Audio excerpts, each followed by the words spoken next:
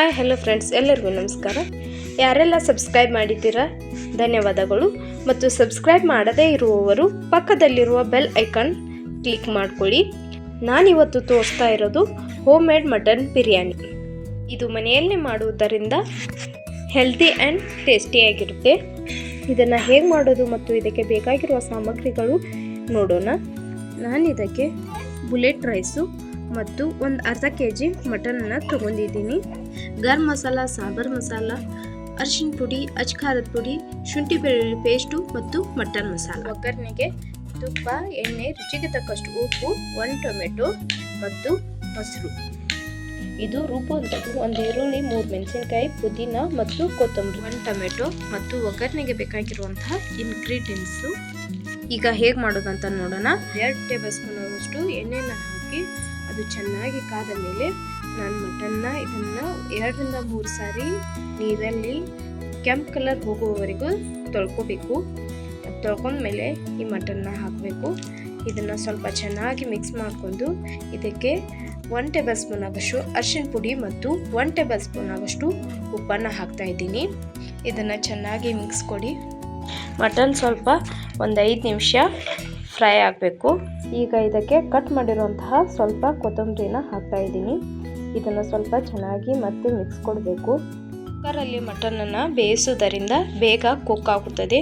ಈಗ ಇದಕ್ಕೆ 1-2 ಗ್ಲಾಸ್ ಆಗೋಷ್ಟು ನೀರು ಹಾಕ್ತಾ ಇದ್ದೀನಿ. ಮಟನ್ ಯೂಸ್ಲಿ ಬೇಗ ಬೇಯಲ್ಲ, ಅದಕ್ಕೆ ನಾನು ಕುಕ್ಕರ್ನಲ್ಲಿ ಕುಕ್ ಮಾಡ್ತಾ ಇದ್ದೀನಿ. ಲಿಡ್ ಕ್ಲೋಸ್ ಮಾಡಿ 5 ರಿಂದ 6 ವಿಸಿಲ್ ಹೊಡಿಸ್ಬೇಕು. ಈಗ ಇದನ್ನು ಓಪನ್ ಮಾಡಿ ನೋಡೋಣ ಮಟನ್ ಬೇಯ್ದಿದೆ ಅಂತ. ಮಟನ್ ಚೆನ್ನಾಗಿ ಕುಕ್ ಆಗಿದೆ. ಈಗ ಒಗ್ಗರಣೆ ಹಾಕಬೇಕು. ನಾನು ಇದಕ್ಕೆ 2 ಟೇಬಲ್ ಸ್ಪೂನ್ ಆಗೋಷ್ಟು ಎಣ್ಣೆನ ಹಾಕ್ತಾ ಇದ್ದೀನಿ. ಇದ್ರ ಜೊತೆಗೆ 2 ಟೇಬಲ್ ಸ್ಪೂನ್ ಆಗೋಷ್ಟು ತುಪ್ಪನ ಹಾಕ್ತಾ ಇದ್ದೀನಿ. ತುಪ್ಪ ಯಾಕಂದರೆ ಮಟನ್ಗೆ ತುಂಬ ಚೆನ್ನಾಗಿ ಫ್ಲೇಮ್ ಕೊಡುತ್ತೆ. ಮತ್ತು ಪಲಾವ್ ಎಲೆ, ಮಸಾಲ ಇಂಗ್ರೀಡಿಯೆಂಟ್ಸು, ಬಿರಿಯಾನಿ ಮಸಾಲ ಅಂದರೆ ಅಂಗಡಿಗಳಲ್ಲಿ ಎಲ್ಲನೂ ಒಂದರಲ್ಲೇ ಸಿಗುತ್ತೆ. ಎಲ್ಲ ಮಸಾಲೆಯನ್ನು ಹಾಕ್ಕೊಂಡು ಇದನ್ನು ಮೀಡಿಯಮ್ ಫ್ಲೇಮಲ್ಲೇ ಇಟ್ಕೊಂಡು ಫ್ರೈ ಮಾಡ್ಕೋಬೇಕು. ಜಾಸ್ತಿ ಉರಿ ಇಡುವುದರಿಂದ ಇದು ಬೇಗನೆ ತಳ ಅಂಟಿಬಿಡುತ್ತೆ. ಇದು ಚೆನ್ನಾಗಿ ಫ್ರೈ ಆದಮೇಲೆ ಈರುಳ್ಳಿನ ಸ್ಲೈಸ್ ಆಗಿ ಕಟ್ ಮಾಡಿ ಇಟ್ಕೊಂಡಿರುವೆ. ಇದನ್ನು ಆ್ಯಡ್ ಮಾಡ್ತಾ ಇದ್ದೀನಿ. ಈಗ ಈ ಈರುಳ್ಳಿನ ಚೆನ್ನಾಗಿ ಮಿಕ್ಸ್ ಕೊಡಿ. ಇದು ಫ್ರೈ ಆದಮೇಲೆ ನಾನು ಇದಕ್ಕೆ ಕಸ್ತೂರಿ ಮೆಂತೆ ಮತ್ತು ಶುಂಠಿ ಬೆಳ್ಳುಳ್ಳಿ ಪೇಸ್ಟ್ನ ಹಾಕ್ತಾ ಇದ್ದೀನಿ. ಶುಂಠಿ ಬೆಳ್ಳುಳ್ಳಿ ಪೇಸ್ಟ್ನ ನಾವು ಮನೆಯಲ್ಲೇ ಮಾಡ್ಕೋಬಹುದು, ಆದರೆ ನಾನು ಅಂಗಡಿಯಿಂದ ತಂದಿದ್ದೀನಿ. ಇದ್ರ ಜೊತೆಗೆ ನಾವು ರುಬ್ಬಿ ಇಟ್ಕೊಂಡಿರುವಂತಹ ಮಸಾಲೆಯನ್ನು ಹಾಕಬೇಕು.